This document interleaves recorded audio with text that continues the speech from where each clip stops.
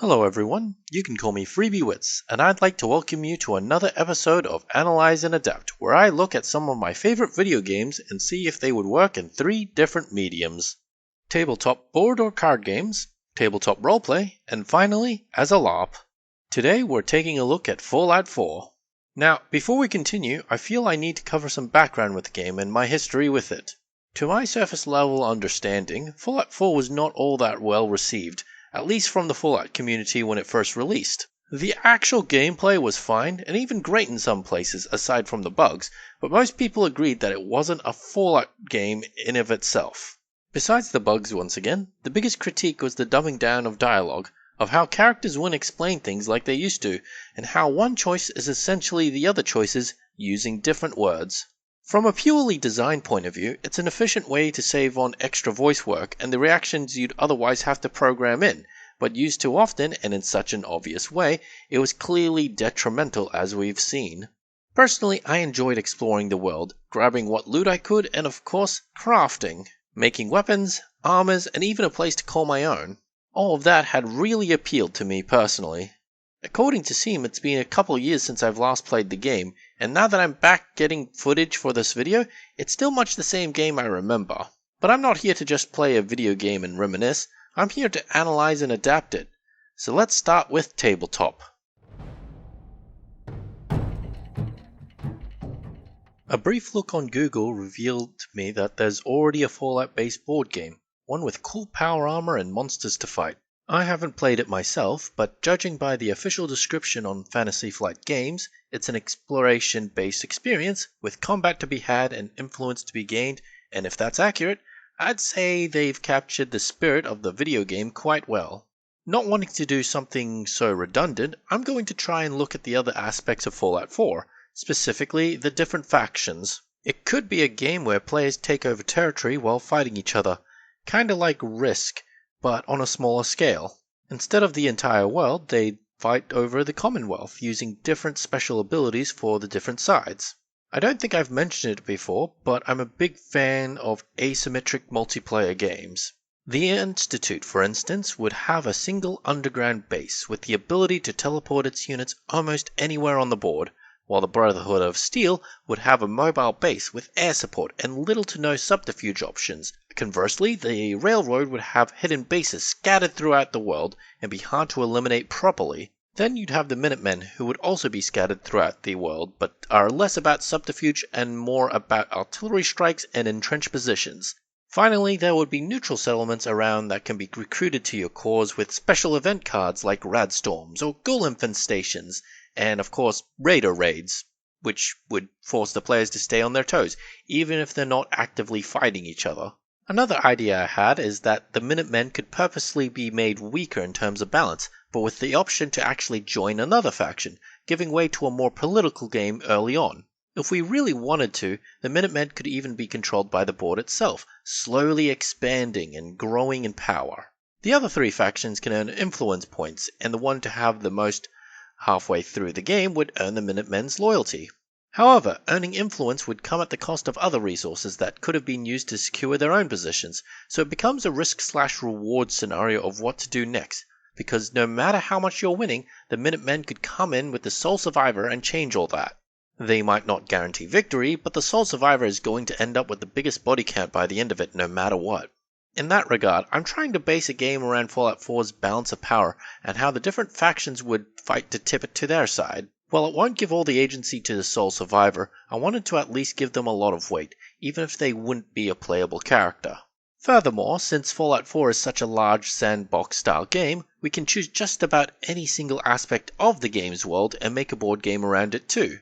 If I wanted to just keep the setting and its atmosphere, I'd grab the players and throw them inside a deep, multi-level bunker in the middle of the glowing sea, a highly irradiated wasteland with death claws around every corner, with said bunker as its only safe haven. Players would have to scavenge for food and other supplies, fixing up the bunker when it gets damaged and such. Crafting mechanics could be implemented, so players would have to choose between useless scrap that might make something good later on, over food and medicine that could be used right now. The ultimate end goal of the game would be to escape, either as a group or as an individual. Now, I'm going to assume that most players are friends, So in a game where everyone can win together, most of them would indeed work together. This is where secret objectives come in. With these, players can shift the blame of backstabbing onto the rules.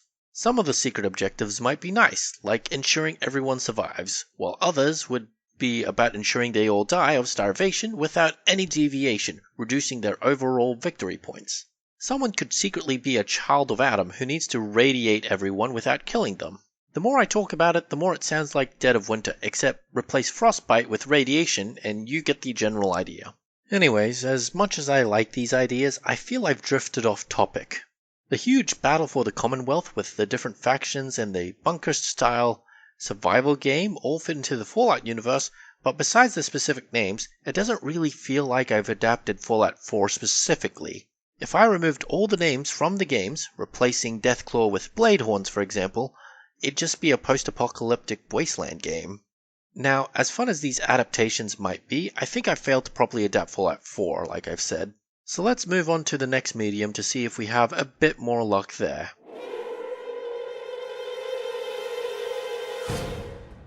Apparently there's a bunch of Wasteland type games that many people have adapted for the Fallout universe many times with great results. But I'm not here to talk about existing systems. I'm here, at most, to take inspiration from them as I talk about adapting Fallout 4. To begin with, it'll have to be a D100 system, as in using 100-sided dice, or 2 sets of 10-sided dice I guess. You know what I mean. Point is, there's a 1% chance I roll a specific number with the dice at any given time. Now the reason why I'm using D100s is because the VATS mechanic uses percentages. That said, I'm pretty sure it rounds up to the closest 5 or 10, so using a D20 is fine as well I guess, which means every 5% increase would be a +1 to a roll of some kind. Now without getting into what the specific mechanics are for each stat, we already know what they all do.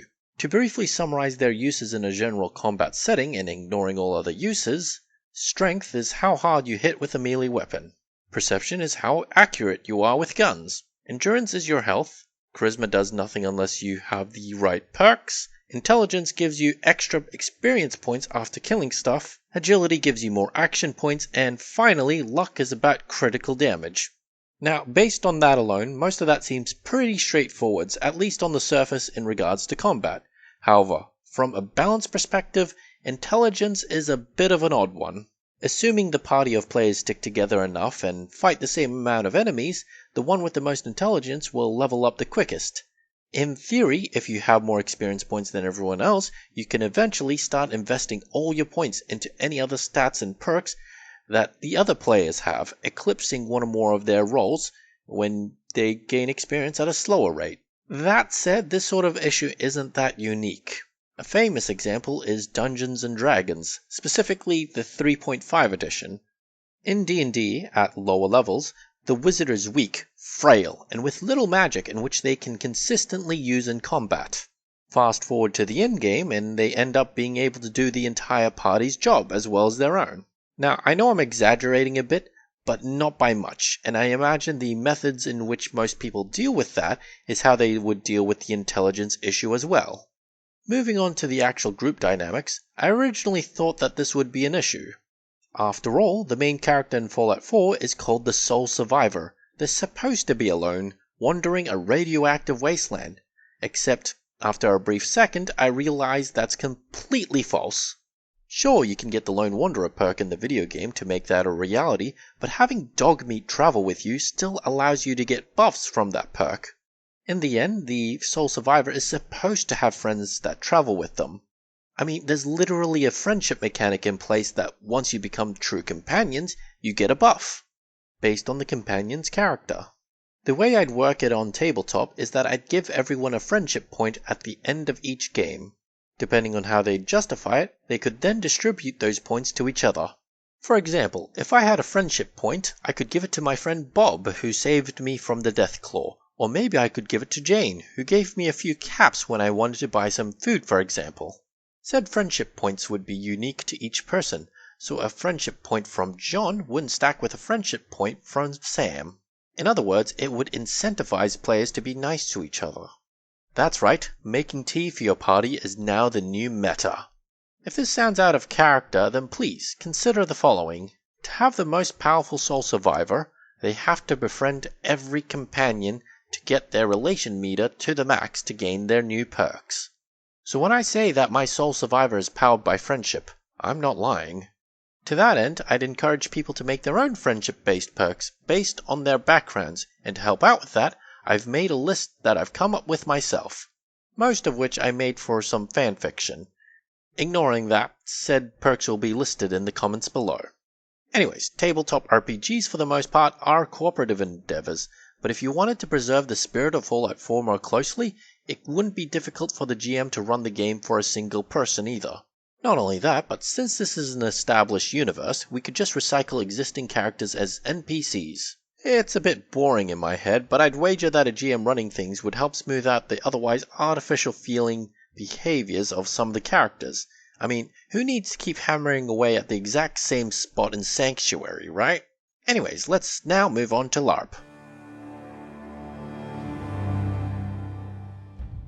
There are a lot of post-apocalyptic LARPs out there already, and no doubt many Fallout-based ones as well, if not inspired.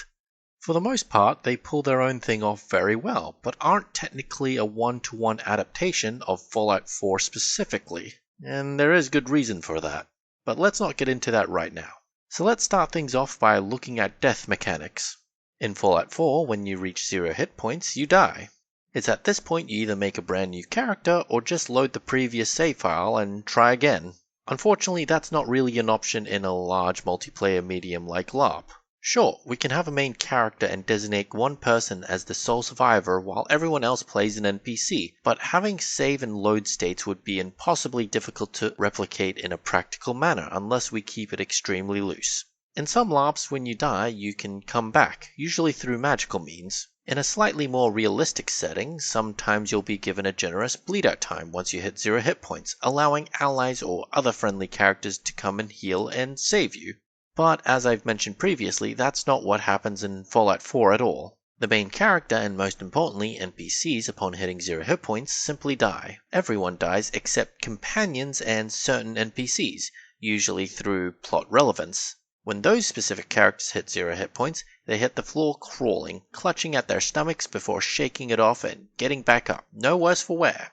In that regard, players can choose to either play essential characters or disposable NPCs in the LARP. Said disposable NPCs don't really need a name of their own, and upon death can simply come back as the dead character's roommate or something. The precedent I'm trying to get at is in Fallout 4, there are many NPCs just like that don't have names and are simply labeled as settlers, Minutemen, or raiders and the like. In the video game, unless we're playing in survival mode, Fallout 4 mechanically speaking doesn't really need the player or NPCs to scavenge to survive. Now don't get me wrong, if you want to be successful, then scavenging is a good way to go about it, but since you don't need to technically eat in the game, you could in theory just stand in the same place all day and have no issues. If you wanted to add starvation as a mechanic into the LARP, that's fine as well since there's precedent in the video game, but beyond using it as a resource, I would recommend against having actual food on field to avoid it being filled with dust in an accident. Small packaged stuff might be fine, but if you do eat it, be sure to finish eating before getting into any real action. We don't want someone jogging around with a piece of candy in their mouth and, choking on it by accident. Anyways, the main issue I see in adapting Fallout 4 to a LARP setting is the scale. In the board game or tabletop version, we can be more abstract and have no issues describing the scene as we want. Sure, we can try to be abstract in LARP, but it'd be more difficult to have it work while keeping immersion. In that regard, I suggest keeping events to a single town. Potential locations could be Diamond City, the town of Sanctuary, or even Good Neighbor. For actual combat and conflict, we could also have the outskirts of these towns and settlements set up with ruins and wasteland. There would be hidden loot scattered throughout, occupied by bloodthirsty raiders. Now here comes the next issue, loot. Loot is a huge part of Fallout 4. Even scrap can be useful as a crafting material. We can probably have scrap, ammo, and other consumables as loot in LARP, but actual gear might be an issue. The cheapest Nerf weapon I could find was a pistol, valued at $4.63. Noting that I live in Australia, and this was the first result I found using Google. Anyways, the cheapest Nerf weapon I could find looked like a single-shot Derringer. That's not much to spend, and the price of admission to this LARP could cover the ammo that's used pretty easily, as long as it's returned to them at the end of the day. even if we discount darts getting lost or destroyed. Still, I think the idea of handing over $4.63, even if it's as cheap as loot, would not really be done all that freely. Even if people were okay with you taking their cheap equipment, I doubt there are many people willing to give away equipment that's worth $50 or more, even if the rules tell you that the looter has to give it back at the end of the day. Now, it's not an issue unique to Fallout 4, and I've made mention of it before, but it does limit what can or can't be used. So in the end, exploration and loot, for most LARPs, would not be a feasible thing to implement, at least not on the same level or scale that Fallout 4 does it.